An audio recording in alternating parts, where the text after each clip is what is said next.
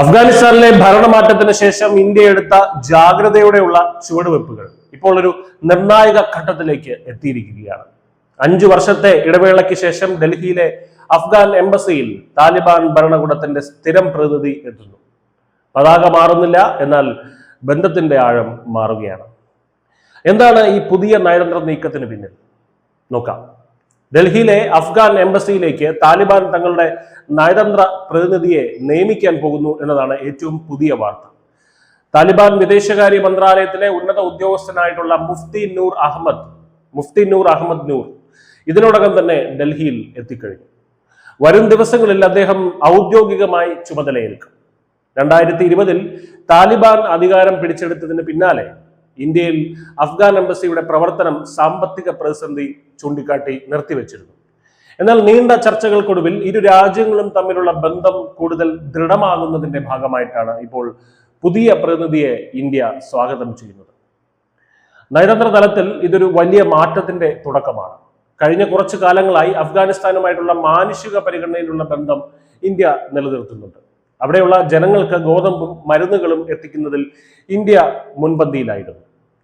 അഫ്ഗാനിൽ താലിബാൻ ഭരണം വന്നപ്പോൾ നയതന്ത്ര ഉദ്യോഗസ്ഥരെ ഇന്ത്യ തിരിച്ചു വിളിച്ചിരുന്നെങ്കിലും കാബൂളിലെ ഇന്ത്യൻ എംബസിയിൽ ഒരു സാങ്കേതിക സംഘത്തെ, ടെക്നിക്കൽ ടീം ഇന്ത്യ നേരത്തെ തന്നെ വിന്യസിച്ചിരുന്നു.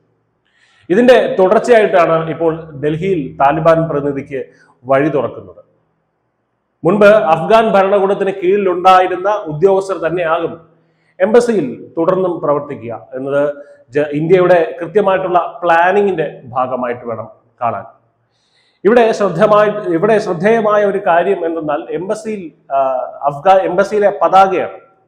അതായത് താലിബാന്റെ വെള്ള പതാകയ്ക്ക് പകരം അഫ്ഗാനിസ്ഥാന്റെ പഴയ പതാക തന്നെയാണ് ഡൽഹിയിൽ തുടരുന്നത്. ഇത് ഇന്ത്യയുടെ ഒരു വ്യക്തമായിട്ടുള്ള നിലപാടാണ്. അഫ്ഗാൻ ജനതയോടുള്ള ബന്ധവും ചരിത്രപരമായിട്ടുള്ള തുടർച്ചയും നിലനിർത്തുക എന്നത്.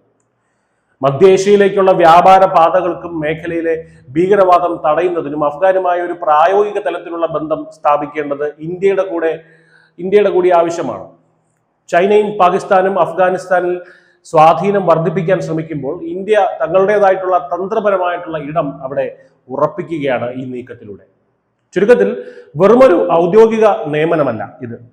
തെക്കൻ ഏഷ്യയിലെ മാറുന്ന ഭൗമരാഷ്ട്രീയ സാഹചര്യത്തിൽ ഇന്ത്യ നടത്തുന്ന വലിയൊരു നയതന്ത്ര നീക്കം തന്നെയാണ്. താലിബാൻ ഭരണകൂടവുമായി നേരിട്ട് സംവദിക്കുന്നതിലൂടെ മേഖലയിലെ സമാധാനവും സുരക്ഷയും ഉറപ്പാക്കാൻ ഇന്ത്യക്ക് സാധിക്കും. പതാക മാറില്ല, പക്ഷേ ബന്ധം മാറുകയാണ് എന്ന സന്ദേശം ഇന്ത്യ ലോകത്തിന് നൽകിക്കഴിഞ്ഞു. വരും ദിവസങ്ങളിൽ ഈ ബന്ധം എങ്ങനെ ഇന്ത്യയുടെ താല്പര്യങ്ങൾക്ക് കരുത്തേകുമെന്ന് നമുക്ക് കാത്തിരുന്ന് കാണാം. News desk India Malayalam.